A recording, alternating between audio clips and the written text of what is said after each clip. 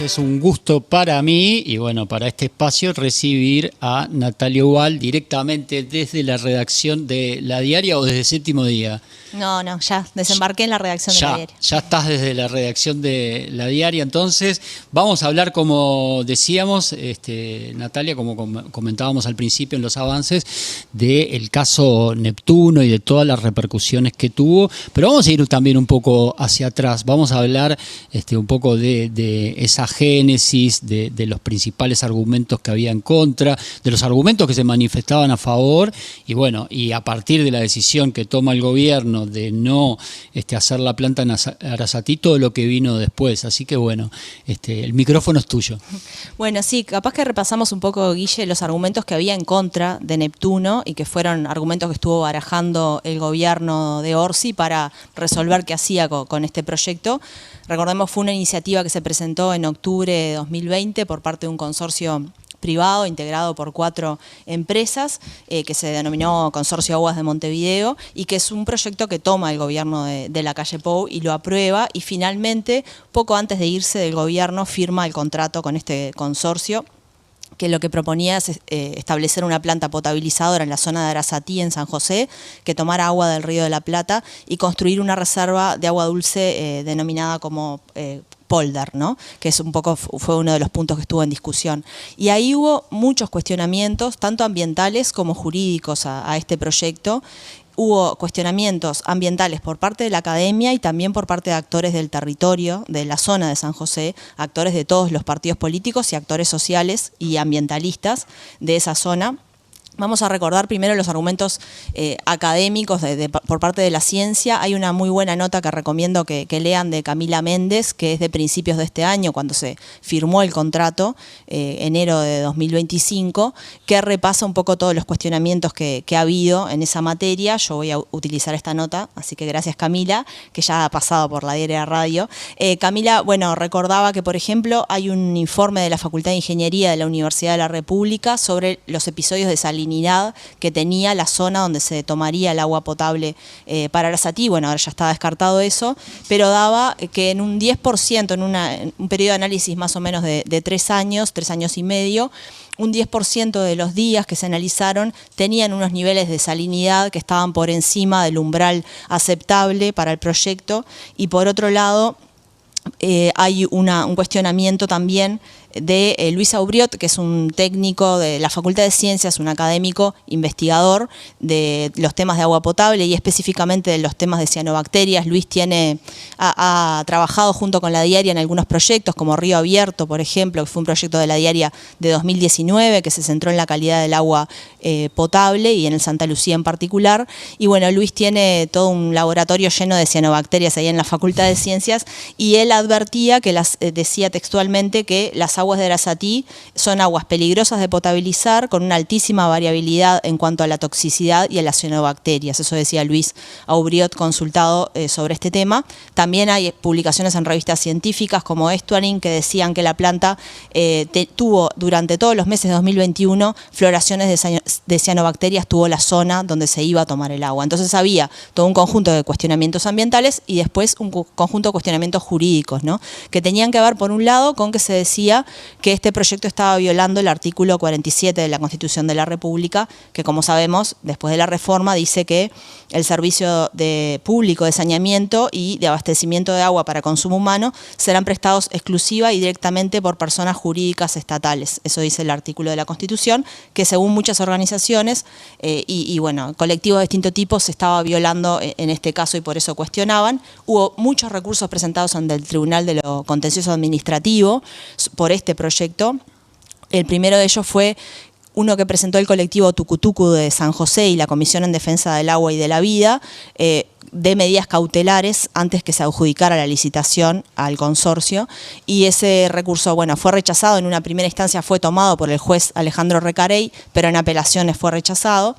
Otro recurso de Redes Amigos de la Tierra también fue rechazado por cuestiones de forma, y no tuvo andamiaje, y el recurso que presentó el actual ministro de Ambiente, Edgardo Ortuño, cuando era director de la oposición en OCE, también fue rechazado, así que la vía jurídica estaba ahí, por ahí bastante cerrada en el TCA, pero bueno, finalmente resolvió el gobierno, después de este largo repaso de todos los cuestionamientos que ha habido del proyecto Arasati, resolvió dejar sin efecto ese proyecto en esa ubicación, pero mantener el contrato, ¿no? Sí, pero uno de los aspectos sustanciales y claves es ese, el referido al artículo 47, ¿no?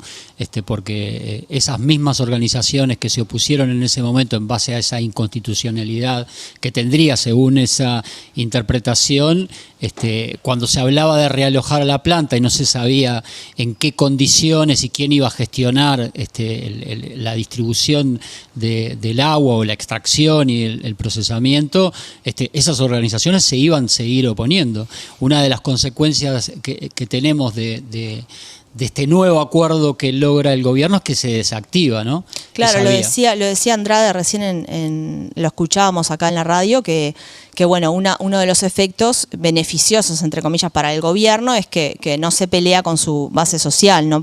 Y además, otra de las cuestiones tiene que ver con que se desactiva ese cuestionamiento a la presunta violación del artículo 47, porque una de las cuestiones que se anunció en conferencia de prensa, hubo una conferencia de prensa el viernes, que estuvo el secretario de la Presidencia, el ministro de Ambiente, el presidente de OCE y el representante del consorcio privado, Alejandro Ruibal. En esa conferencia se anunció, entre otras cosas, que la gestión va a quedar a cargo de OCE, a diferencia de lo que se proponía en el proyecto Neptuno, donde la gestión estaba a cargo de los privados.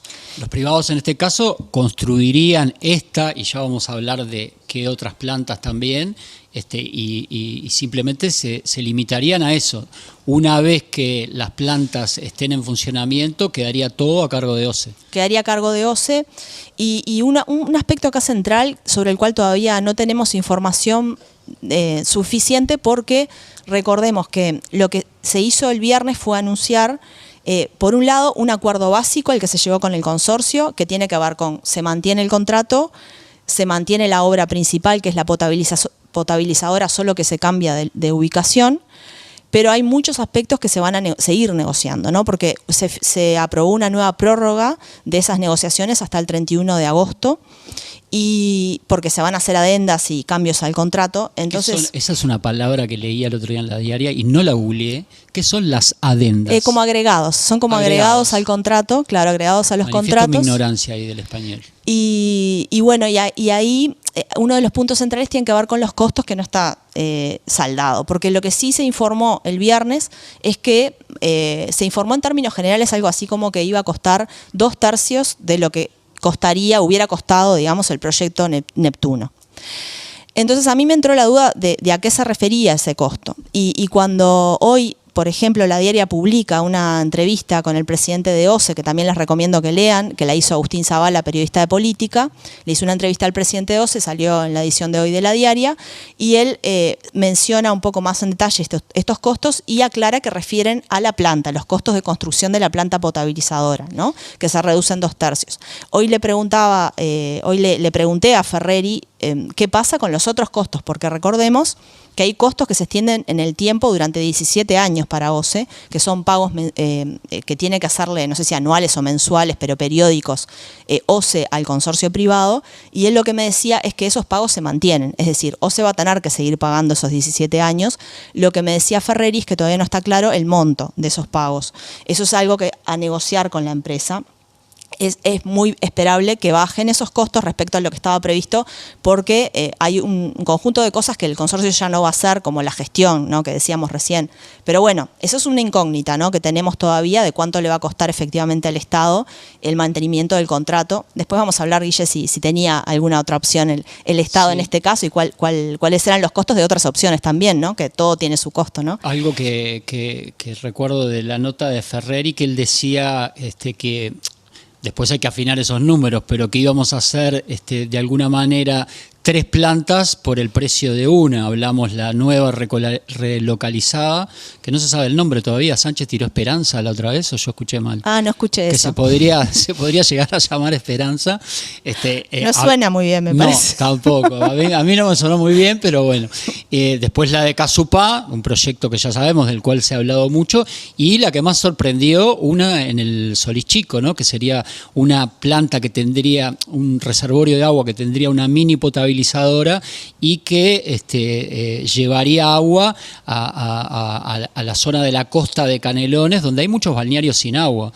Particularmente lo sé porque vivo en uno, pero de Jauregui Berri a el peaje o hasta el Pando, hay muchas zonas que todavía no tienen agua y para esto serviría esta planta, ¿no?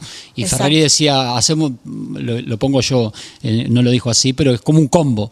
Por la misma plata hacemos 3. El combo es potabilizadora, reparación y mantenimiento de cañerías y la planta esta chiquita en Solís Chico y la reserva de agua bruta y la planta potabilizadora chica en Solís Chico para abastecer a la Costa de Oro, como decía Guille. Casupá es otro paquete. Es otro paquete. Casupá, bueno, está bien esto que decías de los costos, pero Casupá ahora uno de los anuncios que hizo Ferreri en la entrevista de La Diaria es que Casupá ahora se va a hacer como, el término creo que es precalificación, ya te lo digo correctamente, sí, precalificación de empresas para la licitación de Casupá. Casupá se va a licitar, ¿no? Y Casupá ahí lo que prevé es generar va a tener una capacidad de 118 millones de metros cúbicos cuando, por ejemplo, la reserva de Paso Severino tiene 67 millones, es decir, es una obra muy grande y con la que el gobierno plantea que va a afrontar algún eventual problema de sequía futura que pueda haber, como ya tuvimos en 2023.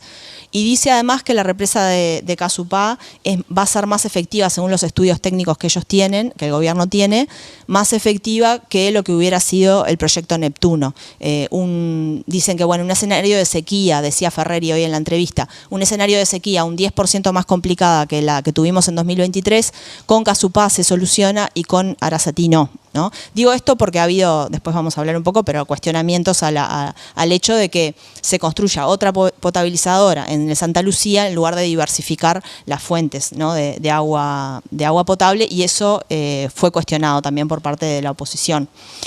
Pero bueno, entonces, como resumiendo, hay un cambio no en el objeto del contrato, pero sí en las obras que se van a hacer. Hay cambios. Y eso significa que el gobierno no va a tener que pagar nada por concepto ni de multas ni de indemnizaciones, ¿no? Porque también hubo algunos reclamos por parte de organizaciones sociales de por qué no se rescindía el contrato, ¿no? Y ahí tenemos, por ejemplo, hay una nota de Brecha de Mariana Contreras que es interesante, que menciona y cita lo que se llama la cláusula de terminación del contrato, es decir, OCE estaba así habilitada a pedir que se rescindiera el contrato, dice por razones debidamente fundadas y resueltas por el Poder Ejecutivo, pero eso implicaba un derecho a indemnización del contratista, que estaba calculado en el contrato, dice Mariana Contreras en esta nota de Brecha, con ecuaciones muy complejas, pero se determinaba que tenía que haber un pago por daños y perjuicios, es decir, le hubiera salido seguramente, y después todos los juicios que puede llegar a tener el Estado. Y ¿no? el tema de la imagen, que también lo conversamos con Andrade hoy, y la incidencia que eso tiene, la imagen internacional de Uruguay, entre comillas, no respetando contratos, etcétera, ¿no? Sí, capaz que yo no quiero especular, pero digamos, podría haber llegado a pagar muchísimo dinero sin tener obras, ¿no? Porque si uno rescinde el contrato no tiene las obras, que son obras necesarias también. Entonces, bueno, no tenía mucho margen el gobierno para moverse, lo que tenía que hacer era renegociar el contrato sin cambiar al mismo tiempo el objeto del contrato, que era construir una potabilizadora, es decir, no podía pedirle al consorcio cualquier cosa, porque si pedía una cosa distinta tenía que llamar a licitación. Entonces tenía un margen muy estrecho para negociar y bueno, terminó optando por este camino. Natalia, nos queda muy poco tiempo, pura responsabilidad mía por haberme extendido con Andrade en la entrevista, pero 2 puntos y lo más breve que puedas que me interesa destacar. Bueno, qué margen tenía el gobierno. El gobierno tenía, como decíamos antes, desde anular el contrato hasta lo que sucedió, pero si había otro margen posible y sobre todo las reacciones, ¿no? Al principio yo escuché como un silencio, pero después a partir de que habla Luis Lacalle, capaz que fue mi percepción o mi thread mi hilo en las redes sociales, pero a partir de que se expresó Lacalle, empezaron a otros actores de la oposición a expresarse frente al tema con cierta virulencia y aduciendo que es más un tema ideológico que técnico, ¿no? Sí, respecto a las opciones es un poco lo que conversamos, bueno, dejar sin efecto el contrato, construirlo tal cual estaba o renegociarlo, que fue por donde se decantó, con todas esas complejidades, pero también al mismo tiempo con esas ganancias respecto a otros escenarios. Y sobre la oposición, en realidad la primera reacción que hubo fue de diputados de Vamos Uruguay, del Partido Colorado, que anunciaron que, primero dijeron en un comunicado que lamentaban la decisión del gobierno y después dijeron que iban a convocar al ministro de Ambiente, Ortuño, a comisión de Ambiente de la Cámara de Representantes para pedirle explicaciones por esto, que es un mecanismo que está usando con mucha frecuencia la oposición en estos primeros meses de gobierno, de llamar a los ministros a comisión. Bueno, eso fue lo primero.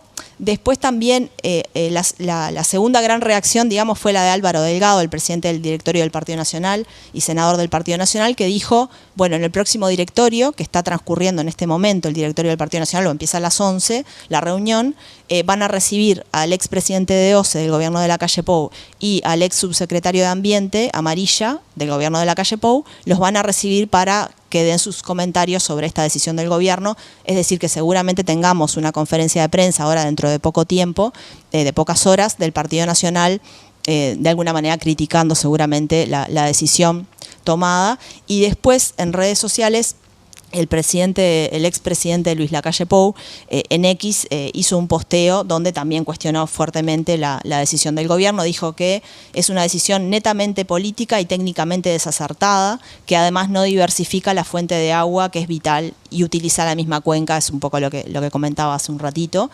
Esta crítica también llegó por parte del presidente. Ferreri hoy en la entrevista en La Diaria le contesta de alguna forma al presidente diciendo, bueno, en realidad tenemos estudios técnicos que muestran que la cuenca del Santa Lucía es mucho más efectiva que lo que hubiera sido el proyecto Neptuno en combatir eventualmente una eventual sequía, y además se va a construir esta reserva de agua dulce que es Casupá, de agua bruta. Y bueno, nada, esa fue la respuesta. Tenemos entonces la convocatoria al ministro y tenemos el directorio del Partido Nacional que está tratando este tema, en algunos minutos nomás va a estar tratando este tema. Seguramente sigan las repercusiones por el lado claramente de las organizaciones ambientalistas y las organizaciones sociales y del territorio y el sindicato de OCE. Hubo una gran alegría, digamos, con esta noticia, así se expresó con estos términos, una gran alegría, y también se lo atribuyeron a la movilización popular que hubo, que fue muy fuerte, no lo mencionamos, pero hubo una gran movilización popular, hubo mucha. De hecho, por ejemplo, un conjunto de 80 organizaciones le pidieron a Lacalle Pou a principios de este año que no firmara el contrato, que no terminara firmando, pero además hubo producción de documentos técnicos y mucha participación en las audiencias públicas que hubo sobre este tema. Entonces, de alguna forma se atribuye esto que pasó a la movilización popular y social que hubo también en el territorio.